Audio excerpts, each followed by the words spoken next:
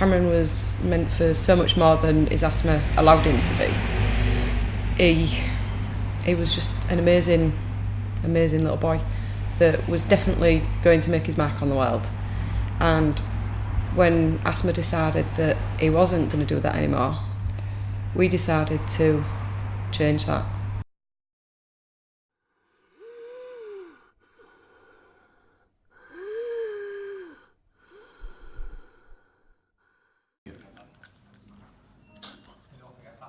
Asthma is one of the largest chronic diseases in the world and in the UK. 5.4 million people in the country suffer from a form of the condition, and in 2014 there were over 1,200 deaths due to asthma, and according to Asthma UK, 2/3 of these deaths were preventable. The NHS spends around £1 billion a year treating asthma, highlighting the seriousness of the disease, and the number of deaths show that something that at first glance that seems so innocuous can be so devastating and destroy families. That is something that Stacy Suddaby knows all too well. She lost her son Cameron in 2014 when he suffered an asthma attack at the age of just 10 years old. It was a normal Wednesday night. We was getting ready to go football training. He was perfectly fine. He was displaying no symptoms of his asthma flaring up at all. He didn't have a cough. He wasn't wheezing, just his normal happy self. Took him to training. I went and sat in the foyer in the school while he went out with his football friends. We was there about 15 minutes and his coach brought him in and said that he was struggling to breathe. He'd had his inhaler about 4 times, I think he said. So we sat him down and he said, "I need an ambulance, Mum, I can't breathe." And he'd never ever asked for an ambulance at all. And it was quite unnerving for me because he looked better than I'd seen him in previous asthma attacks. But yet there was something about him that he was panicked. It was like he knew something was wrong. So I sat him down, we gave him his inhaler another 6 times while someone was ringing for an ambulance for him. And while we was waiting for the ambulance, he lost consciousness pretty quick. It was within 5 minutes. And it was like he just fell to sleep.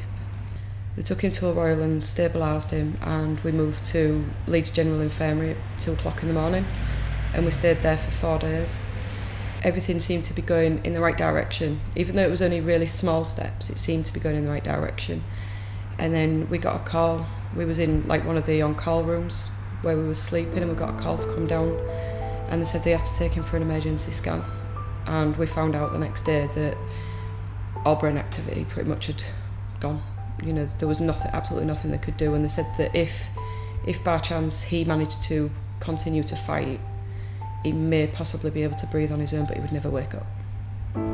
So we had to decide to turn the machines off.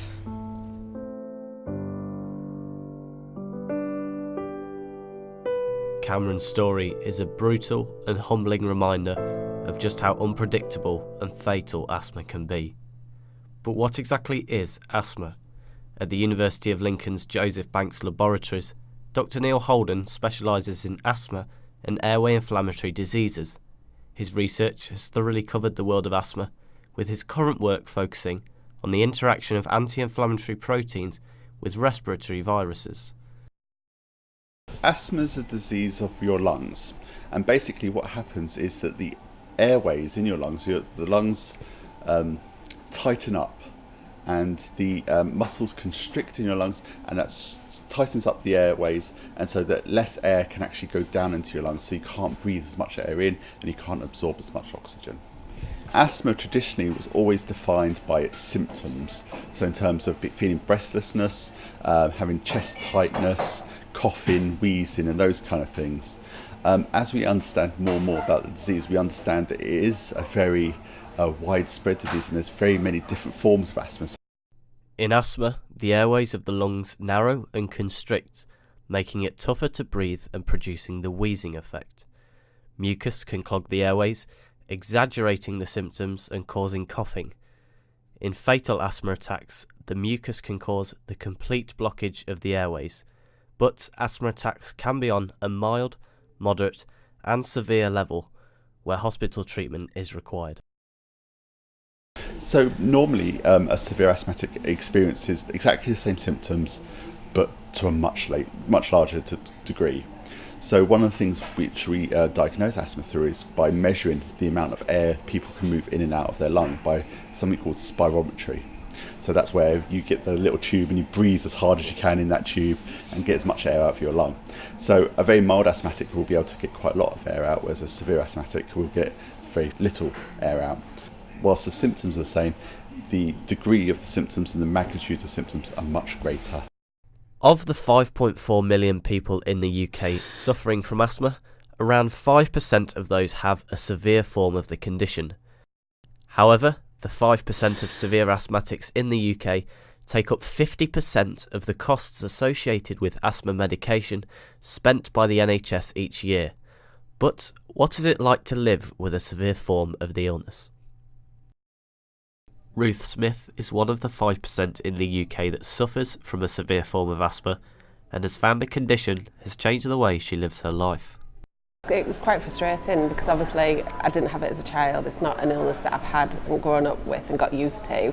It was a case of my life literally changed from the age of 30, where I'd gone from quite active, quite sporty to trying to just be able to breathe, which is quite a significant thing to do. Despite living with a severe form of asthma since the age of 30, Ruth has been an active fundraiser for Asthma UK, raising over £6,000 in the last 2 years. She completed the London Marathon in 2016 and has racked up many miles since then, all with the goal of raising awareness of the seriousness of asthma. In that time I did a half marathon, which ironically I had an asthma attack just before I started. And then obviously running the marathon. So I mean, that in itself has created awareness for other people. People have actually got in touch with me about who suffer from asthma, and it's encouraged them to sort of get more involved rather than think I can't do that because I'm asthmatic.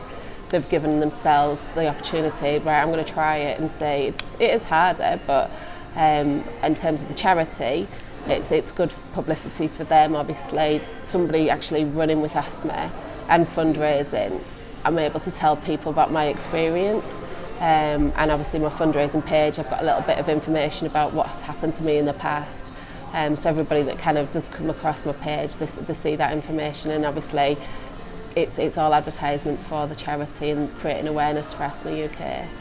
Ruth's fundraising for Asthma UK will help to fund research into the disease, with the charity's end goal of attempting to stop asthma attacks and ultimately cure the illness. But there's still a lot of work that needs to be done to stamp out the misconception that asthma is merely just a little blue inhaler.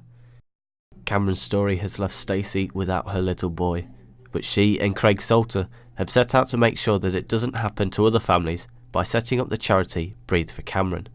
The charity aims to educate people about the dangers associated with asthma and that the seriousness of the disease is something that should not be underestimated. We always knew that Cameron was meant for great things and we wanted to kind of create a lasting legacy for Cameron. Obviously his family's never going to forget him, but we wanted to make sure that Cameron was going to kind of carry on what he was doing or what he could have potentially been doing when he was older. So it was kind of setting up Breathe for Cameron as a lasting legacy, and it was to provide the emergency equipment to schools to prevent it happening to anybody else. You know, the last thing we want is any other child suffering or any other family suffering the loss of a child because of asthma. And you know, it is one of them conditions because it's so big and so vast and there's so many different symptoms and triggers. People are blasé about it, and it really is such a dangerous condition. We firstly obviously aim to promote life and reduce the mortality rate. Currently 3 people in the UK die because of an asthma attack. 2 of them deaths are preventable, whether that's by good asthma management, by having the inhalers and spacers in the correct place when you need them, or by just general awareness. Awareness is the key thing that Breathe for Cameron and Ruth are campaigning for. The education of the seriousness of asthma will open up the public's eyes to how devastating the illness can be.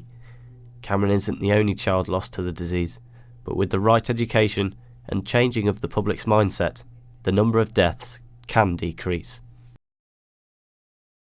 It can kill people basically, and I think that's the key point there is the seriousness of it. Can something start small, but it can get worse and worse. We always try to make sure that Cameron's face is in the forefront of it, so everybody knows who he is. You know, he was definitely going to do this himself one day, so we're just doing it for him. Cameron will change the face of asthma. He will. One thing we've always said is, and we've said it between ourselves and to other people, if we could go back in time and change things about Cameron, you know, maybe we could stop him playing football. Why would we? You're stopping him enjoying life. And it might have been a short life, but he loved every minute of it, and we couldn't change that, and we couldn't take it away from him.